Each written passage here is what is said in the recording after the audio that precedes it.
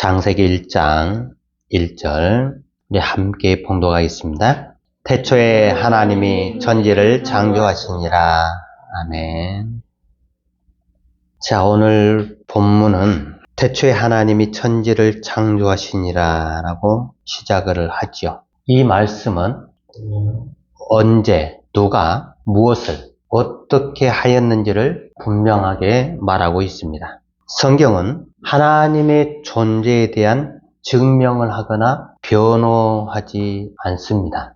성경의 처음 시작은 하나님이 계심을 전제하여서 시작을 하고 있지요. 그래서 창세기는 믿지 않는 사람들을 위한 그 신앙을 변증할 목적으로 기록한 것이 아니고 하나님의 언약 백성들이 하나님을 믿고 의지하면서 그분에게 합당한 예배와 경배를 드리도록 하기 위해서 기록이 된 것이죠. 이 태초에라고 하는 이 말, 이거는 창조된 세계의 시작을 알림과 동시에 창조된 세상과 그리고 인류 역사에 종말이 있음을 암시를 하고 있죠. 이 태초라는 말은 처음이 아니라 온 우주에 아무것도 존재하지 않았던 맨 처음을 사용을 하고 있지요. 여기에서 천지를 창조하셨다. 천지는 하늘과 땅을 이야기를 하고 있죠. 가장 높은 곳의 하늘과 가장 낮은 곳의 땅. 그때 당시에 사람들이 가장 높이 생각했던 게 하늘이었고 가장 낮게 생각했던 게 땅이었죠. 그 하늘과 땅 사이에 있는 모든 것, 다시 말하면 보이는 것과 보이지 않는 모든 것들을 하나님께서 창조하셨다라고 하는 그 의미로 사용이 된 것이죠. 그래서 창조하셨다라고 하는 이 단어는 구약에서 하나님께서 사역을 하실 때 쓰는 용어지요. 어떠한 모형을 가지고 모방을 한 것이 아니고 아무것도 없는 상태에서 만든, 완전 새로 처음 만든 그 창조. 이거는 창조하신 그 하나님의 뜻과 의지를 표현하는 용어이지요. 그래서 태초에 하나님께서 천지를 창조하셨다라고 하는 그 말은 그때 당시에 이 말씀을 받는 이스라엘 백성들, 그러니까 출애굽을 해서 가나안 땅으로 가기 위한 그 여정 가운데 있는 이스라엘 백성들에게 그때 당시에 세계 가장 최강이라고 하는 애굽, 그리고 그 바로의 손에서 이스라엘 백성들을 건져내신 그 하나님이 천지를 창조하셨다라고 선언한 거예요. 모든 나라의 흥망성쇠를 주관하는 하나님이 바로 우리가 믿고 우리가 섬기는 창조주 하나님이시다 라고 모세가 이스라엘 백성들에게 선언을 한 겁니다. 근데 이 창조는 삼위일체 하나님의 그 사역들 중에 첫 번째 사역이죠. 우리가 사도신경을 고백을 하는데 거기에 보면은 하나님 아버지를 하늘과 땅의 창조자라고 고백을 하지요. 그래서 하나님을 아버지라고 하는 거는 무슨 말이냐면은 하나님이 예수 그리스도의 아버지시기 때문에 우리가 그 하나님을 아버지로 부르는 거죠. 하나님께서 천지 만물을 창조하실 때 지혜를 영원 전에, 세상의 시작 전에, 그리고 세상의 근원 이전에 형성을 하셨습니다. 잠언 8장 22절을 보면은 하늘을 지으실 때 위에서 물들이 태가간 이후에 아래서 땅의 기초들이 놓일 때 그곳에 함께 하셨다라고 이야기를 하죠. 그리고 하나님께서 하늘과 땅을 지혜를 통하여서 창조하셨다. 지혜는 인간들에 대해서 하나님의 계시다라고 기록을 합니다. 지혜라고 하는 것은 어떤 가설적인 실체가 아니고 지혜 그 자체가 태초이고 그 자체가 만물의 창조자이지요. 그래서 인간에 대한 그러한 신적 행동이 이미 창조 안에서 창조와 함께 창조의 의미로서 창조의 근거로서 시작이 되었다라고 하는 것을 이야기를 하죠. 또한 예수님은 인간으로서 행동하시고 인간으로서 고난을 당하시고 또 승리하시고 낮아지셨기도 하고 높여지기도 하고 죽임을 당하시고 부활하시고 지혜와 마찬가지로 하나님과 인간 사이의 중보자로서 계시는 분이다. 네, 예수 그리스도가 하나님과 인간 사이의 중보자로 계신 것은 분명하지만 그렇다고 해서 하나님과 인간 사이에 매개하는 그런 존재가 아니고 하나님과 인간 사이에 제3자도 아니다. 하나님께서 만물을 예수 그리스도의 인격을 통하여서 창조하셨다. 그래서 모든 세계는 아들을 통하여서 예수님 안에서 창조되었으며 이거는 하나님을 통하여서 하나님 안에서 하나님의 영원하신 의지와 영원하신 그 결의 안에서 창조된 것을 뜻하기도 하지요. 골로새서 1장 15절을 보면은 예수님은 모든 피조물보다 먼저 나신 분이시고 예수 안에서 구속, 곧 죄사함을 받으며 만물 가운데서 으뜸이 되게 위하여 죽은 자들 가운데서 제일 먼저 살아나신 분이시다라고 이야기를 하죠. 예수님이 모든 피조물보다 먼저 나신 분이라는 이야기는 피조물 중에서 처음으로가 아니라 보이지 않는 하나님의 형상으로서 그러하시다. 처음 나셨다라고 이야기를 하는 거죠. 예수님은 하나님과 더불어 천지 창조 이전에 계신 분이시다. 말씀이 하나님과 계셨고 하나님 자신이었다라고 요한복음 1장 1절에 이야기를 하고 있죠. 그래서 모든 만물은 예수님 안에서 존속을 하게 되는 거죠. 예수님은 그의 능력 있는 말씀으로 만물을 보존하시고 통치하시고 다스리시는 분이시다. 그래서 만물이 그에게서 났다라고 이야기를 하는 겁니다. 또한 성령은 아버지와 아들과 함께 여호와의 영으로서 지혜와 총명의 영이고 모략과 재능의 영이고 지식과 여호와를 경외하는 영으로서 천지 창조에 함께 관여를 하게 되신 것이죠. 창조라고 하는 것은 역사를 목표로 하고 있습니다. 그 역사라고 하는 것. 창조자 하나님께서는 삼위일체 하나님이시며 역사 안에서 행동하시고 스스로를 계시하시는 하나님이신데 이거는 하나님의 행하시는 모든 것들이 역사라고 하는 이야기예요.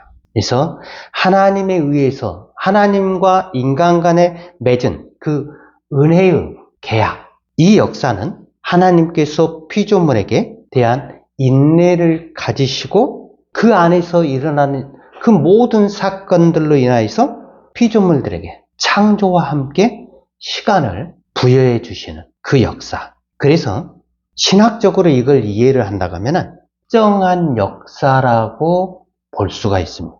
19세기에 그 보수 신학자들이 이 역사를 세계사와 그리고 각 나라의 민족들의 역사와 문학사와 그리고 교회사와도 완전히 구분을 해가지고 뭐라고 정의를 했냐면은 구속사라고 불렀어요. 이 구속사는 특정한 역사이고 본래적인 역사다. 그래서 세상에 있는 모든 역사들이 이 구속사 안에 포함이 되는, 이 구속사는 특별한 하나님의 역사이기 때문에 전혀 그 세상에 있는 모든 역사와 완전히 차별되고 구별되는 역사이다. 그래서 이 창조의 역사, 구속사, 예수 그리스도를 통한 하나님의 구원의 역사, 이거는 시간 안에서 진행을 한다라고 이야기를 하는 겁니다. 시간이라고 하는 것은 처음이 있고 나중이 있죠. 그러나 하나님의 그 시간은 영원하시죠.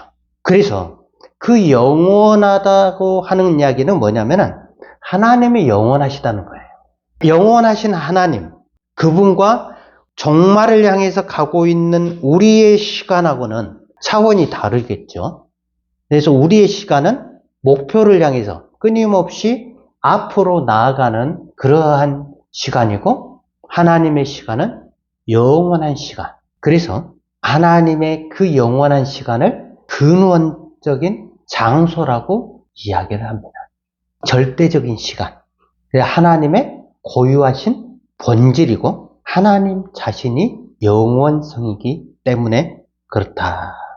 그래서 우리의 시간은 과거와 현재와 미래라는 그 실존, 그러니까 우리가 살아가고 있는 그 속에서 주어져 있기 때문에 우리는 이 시간 속에서 하나님을 만나야만 하는 것이죠. 저번에도 이야기했지만은 이 과거라고 하는 거는 지나간 현재를 가리켜요. 그럼 미래는 뭐냐? 다가올 현재.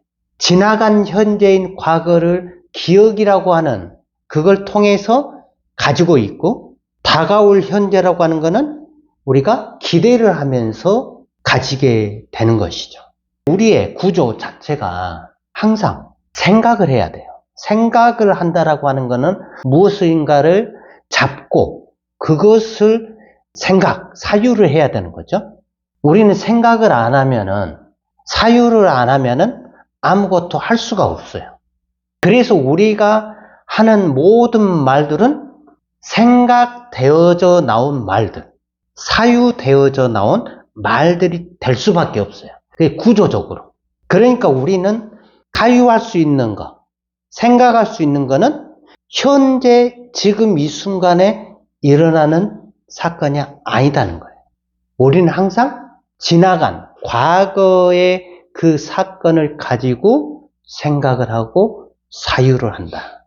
그래서 우리는 현재를 가지고 있지를 않다라고 하는 거예요. 우리 인간에게는 현재는 주어지지 않는 거예요. 늘 우리는 과거 속에 사는 존재. 그런데 하나님은 언제나 현재에 살아서 역사하시는, 우리에게 다가오시는 것도 하나님은 현재, 지금 이 순간, 찰나. 하나님의 역사는 항상 현재적으로 우리에게 다가오신다. 근데 우리는 언제나 과거, 그 과거를 기준으로 우리는 하나님 앞에 나온다. 그러니까 하나님과 우리가 만남이 잘 이루어지지 않겠지요. 그래서 성경은 무엇을 이야기하냐면 창세기부터 계시록까지 모든 그 역사들을 보면은 하나님이 말씀하실 때, 예수님이 말씀하실 때 모든 역사가 그때그때 일어나요. 우리가 그걸 잊어버리면 안 돼요. 예수님께서 말씀하는 그 순간에 그 말을 받는 그 사람이 그 말에 대해서 믿음으로 받아들이면은 거기에서 역사가 일어나는 것이고, 그걸 받지 않으면은 역사가 일어나질 않지요. 그래서 모든 역사는 그 순간 일어나는 거다. 믿음의 조상들이 그들이 하나님 앞에 고백하고 그들이 하나님 앞에서 나아갈 때, 그때 그 순간에 역사하신 그 하나님의 음성을 들을 때 그들이 행동으로 옮길 수 있었던 거죠. 지나간 과거를 기억을 하고 추억을 해서 이들이 하나님 앞에 나아가지를 못해요. 이들이 지난 하나님이 도우셨다라고 하는 그러한 것들을 이들이 기억을 해가지고 찾은 게 뭐냐면은 이스라엘 백성들이 보이지 않는 그 하나님을 보이는 형상으로 만들 수밖에 없는 거예요. 그래서 그들이 우상을 만들 수밖에 없는 거고, 그들 속에 다른 이방신들을 마치 하나님으로 믿고 그들이 따를 수밖에 없는, 그 이유는 이들의 삶이 과거라고 하는 그 시간과 함께 사유하고 생각을 하기 때문에 일어난 사건들이다. 그래서 우리는 하나님을 만난다는 것은 저번에 또 이야기했지만은 우리 자신을 순간순간 그 하나님께서 하시는 그 말씀 앞에 우리의 마음의 문을 열어서 그 말씀 앞에 그대로 내 마음을 드리면 되는 거예요.